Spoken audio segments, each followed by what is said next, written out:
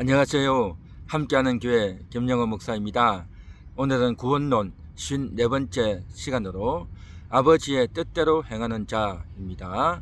오늘 성경 말씀은 마태복음 7장 21절 나더러 주여 주여 하는 자마다 다 천국에 들어가는 것이 아니요 다만 하늘에 계신 내 아버지의 뜻대로 행하는 자라야 들어가리라. 아멘. 이 말씀은 모든 기독교인들의 시선을 집중케 하는 그러한 말씀입니다. 그리고 이 말씀 앞에서 모든 성도들이 자기 자신의 삶을 돌이켜보게 되는 그러한 말씀입니다. 그래서 구원이라고 하는 것은 입으로만 주여 주여 한다고 해서 얻는 것이 아니라 아버지의 뜻대로 행해야 구원을 얻고 천국에 들어갈 수 있다라고 하는 아주 대표적인 그러한 본문입니다. 그래서 예수님께서 이 말씀을 하시면서 주여 주여 한다고 해서 다 천국 들어가는 것이 아니라 선지자 노릇을 한다고 하지만 그러나 실상은 불법을 행하고 있다라고 22절 23절에서 말씀하고 있습니다. 내 말을 듣고 행하는 자라야 지혜로운 자이다. 이런 자가 반석 위에 집을 지은 자이다 라고 예수님께서 부가적으로 설명을 하고 계시다라는 것입니다. 이 말씀을 우리가 정말 유념해야 되고 이 말씀의 의미가 무엇인지를 좀 구체적으로 살펴보아야 할 줄 믿습니다. 이 말씀은 누가 누구에게 한 말일까요? 이 말씀은 예수님께서 당시의 유대인들에게 하신 말씀입니다. 주여 주여 라고 그렇게 부르고 그렇게 고백하는 자들, 그들이 누구이겠습니까? 저들은 바로 이스라엘 사람들이었다라는 거죠. 아브라함이 하나님께 기도하면서 또 앞으로 장차 오실 메시아를 소망하면서 주여라고 불렀죠. 다윗 또한 이제 그렇게 하나님을 향해서 내 우편에 계신 주를 향해서 그렇게 고백했습니다. 다니엘도 기도하면서 이스라엘 민족들이 이제 바벨론에서 다시 회복되어서 고국으로 돌아갈 것을 기대하면서 하나님 앞에 간절히 간구할 때도 주여 주여 하고 기도했습니다. 다니엘 9장 19절에 보면 주여 들으소서, 주여 용서하소서, 주여 귀를 기울이고 행하소서 라고 하면서 주여를 3번이나 부르고 그렇게 기도합니다. 일명 오늘날 주여 삼창에 출발이 되는 그러한 말씀이죠. 그래서 이 기도는 이와 같은 구약의 믿음의 인물들이 주여 주여 하고 부르며 기도했고 또 예수님이 오셨을 당시에도 유대인들이 주여 주여 하고 그렇게 기도했단 말이죠. 자, 이 기도는 이방인들은 절대 하지 못합니다. 이런 기도를 한 적이 없어요. 오직 이스라엘 사람들, 하나님을 믿은 약속의 메시아를 기대한 그러한 자들이 주여 주여 하고 기도했다는 겁니다. 그런데 예수님이 놀라운 말씀을 하십니다. 주여 주여 한다고 해서 다 천국에 들어가는 것이 아니라 아버지의 뜻대로 행해야 천국에 들어갈 수 있다라는 것입니다. 자, 그러면 아버지의 뜻이 무엇이겠는가 하는 것입니다. 아버지의 뜻이 오늘날 우리는 이 아버지의 뜻이라고 하면 거룩하게 살고 하나님의 모든 말씀을 다 순종하고 이루어내야 되는 그러한 것으로 우리가 생각하고 또 그렇게 강조할 경우가 많습니다. 그런데 오늘 이 본문의 말씀을 좀 더 상세히 살펴보기를 원합니다. 당시 예수님께서 유대인들에게 이 아버지의 뜻을 강조하셨는데 예수님이 이 땅에 오셔서 저들에게 이야기한 메시지의 핵심이 무엇이었겠습니까? 여러 가지 예수님이 말씀을 전하고 기적도 행하시고 병자도 고치시고 또 여러 가지 일을 했지만 가장 핵심은 뭐냐면 내가 하나님의 아들이다. 내가 하나님의 아들이다. 나는 하나님의 뜻을 이루기 위해서 왔다. 나를 믿어라. 이것입니다. 한마디로 말하면 내가 메시아다. 나를 믿어라. 나를 믿고 구원을 얻어라 하는 것이 예수님의 귀한 그러한 중심이었다 말이죠. 그러면 그 예수님이 말씀하신 아버지의 뜻은 과연 무엇이겠는가 하는 것입니다. 성경은 하나님의 뜻에 대한 언급들이 많이 나오고 있습니다. 사실 성경을 이야기하기 이전에 이 세상 모든 것이 다 하나님의 뜻입니다. 하나님의 뜻대로 천지가 창조되어졌고 인간이 만들어졌고 이 세상에 흘러가는 모든 만물과 또 이제 자연과 또 인간과 세상의 모든 인간의 생사화복 이 모든 것들이 다 하나님의 뜻대로 이루어집니다. 인간의 뜻대로 되어지는 것 없고 피조물의 뜻대로 되어지는 것 없고 다 하나님의 뜻대로 되어집니다. 하나님이 뜻을 세우시고 그 뜻대로 모든 것들을 이루어 나가신다는 거죠. 자, 그런데 특별히 성경에서 이제 이것이 하나님의 뜻이다 라고 해서 일러주신 그러한 뜻들이 있습니다. 여러 가지 말씀들이 있는데 요약을 하면 대충 4가지의 하나님의 뜻이 나옵니다. 첫 번째는 요한계시록 4장 11절입니다.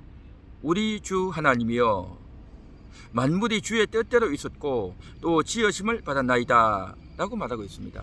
이 만물이 창조되어졌고 운행되어지는 것 아버지의 뜻대로 되어진다 라고 하는 것이죠. 그 다음 두 번째는 요한복음 6장 40절입니다. 내 아버지의 뜻은 아들을 보고 믿는 자마다 영생을 얻는 이것이니 라고 말합니다. 믿고 영생 얻는 것 이것이 아버지의 뜻이라고 합니다. 세 번째 데살로니가전서 5장 16절에서 18절 항상 기뻐하라 쉬지 말고 기도하라 범사에 감사하라 이는 그리스도 예수 안에서 너희를 향하신 하나님의 뜻이니라. 기뻐하고 기도하고 감사하는 것 이게 하나님의 뜻이라는 겁니다. 그 다음에 네 번째 데살로니가전서 4장 13절 하나님의 뜻은 이것이니 너희의 거룩함이라. 우리가 거룩하게 사는 것 이것이 하나님의 뜻이다 라고 이야기하고 있습니다. 대략 이 4가지로 하나님의 뜻을 이제 요약해서 이야기를 할 수가 있습니다.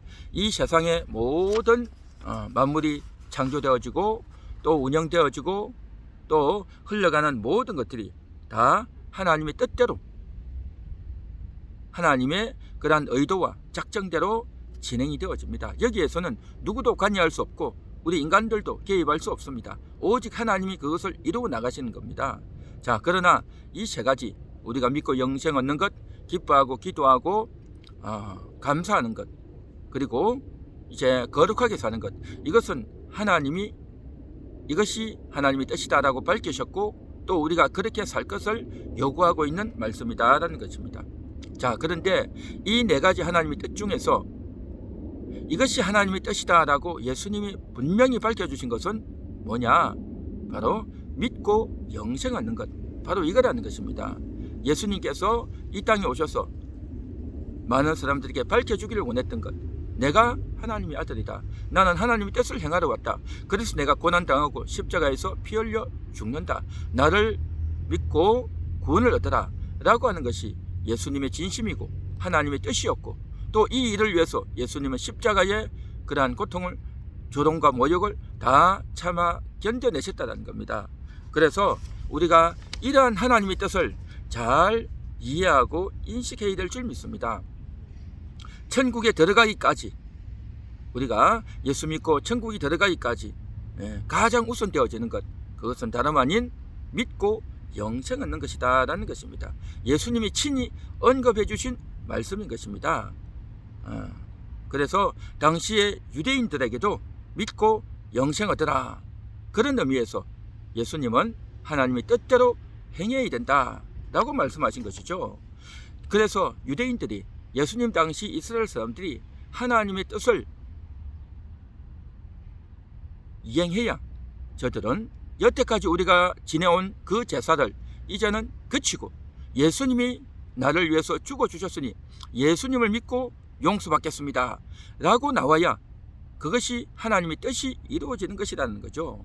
그리고 율법을 내가 지켜서 의인이 되고 내가 율법을 지켜서 의인 되어져서 하나님의 뜻을 다 이루었다라고 할 것이 아니라 나는 죄인입니다.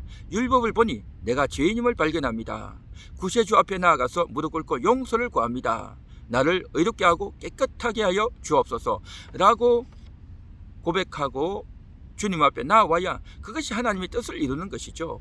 그러나 저들은 예수님께 나오지 않았고 예수님을 믿고 영접하지 않았단 말이죠. 그래서 저들을 향해서 하나님의 뜻을 몰랐고 하나님의 뜻을 이행하지 못하고 있다. 입으로만 주여 주여 한다고 해서 될 것이 아니라 나를 믿고 영접하라 라고 하는 것이 예수님의 말씀의 의도였고, 마태복음 7장 18절 21절 또 계속되는 23절 24절의 말씀의 의미는 바로 이러한 의미다라는 거죠. 그래서 예수님을 믿고 영접함 없이 도리어 예수님과 평행선을 달리면서 그렇게 너희가 나아가는데 그것은 아버지의 뜻이 아니다. 말로만 주여 주여 할 것이 아니다. 그렇게 한다고 해서 천국 들어가는 것이 아니다 라고 하는 것이 예수님의 말씀의 진심이고 의도였다라는 겁니다. 오늘날 신약시대를 살아가는 우리 모든 분들은, 저와 여러분 우리 모든 성도들은 다 거의 대부분이 예수님을 영접한 분들입니다. 믿고 영생을 얻은 자들입니다. 아버지의 뜻을 이행한 자들이란 말이죠. 그래서 이 아버지의 뜻을 이행했고, 이제 이 아버지의 뜻을 이행했으니 그것만이 아니라 아버지의 뜻은 항상 기뻐하고 쉬지 말고 기도하고 범사에 감사하라 했으니 날마다 우리가 우울하고 또 상황에 매여서 걱정하고 고통하고 우울해할 것이 아니라 하나님 때문에 기뻐하고, 상황이 힘들어도 기뻐하고, 복음 때문에 기뻐하고, 하나님 때문에 힘을 얻으라는 것이죠. 뿐만 아니라 어려운 상황 가운데서도 기도하는 겁니다. 쉼 없이 기도하는 겁니다. 교회 나와서 기도하고, 아침에도 기도하고, 식사하면서 기도하고, 기쁠 때도 기도하고, 어려울 때도 기도하고, 쉬지 말고 기도하라는 겁니다. 그래서 하나님과 하나 되어지고 하나님과 소통해야 되는 겁니다. 뿐만 아니라 범사에 감사하는 겁니다. 정말 불평의 조건이 되고 너무나도 어이가 없고 마음의 상처가 되고 우울할지라도 감사하는 겁니다. 이 모든 것들이 하나님의 뜻입니다 라고 고백하고 감사하는 것, 그렇게 사는 것이 하나님의 뜻이단 말이죠. 기뻐하고 기도하고 감사하게 살다 보면 내 삶이, 내 입에서 나오는 말이, 다른 이웃을 대하는 태도가 어떻게 되어집니까? 겸손하게 되고 남을 섬기게 되고 남을 배려하게 되고, 그렇게 하면서 거룩의 삶을 이루어 간단 말이죠. 그래서 이제 신약시대 성도들에게 이제 주어진 과제는 뭡니까? 믿고 영생 얻었으니 1번을 통과했으니 이제는 2번과 3번을 이행해야 되는 겁니다. 기뻐하고 기도하고 감사하는 이 2번을 하고, 그래야 3번 거룩의 삶을 살 수 있다는 것입니다. 그런데 당시 유대인들은 1번도 통과하지 못했어요.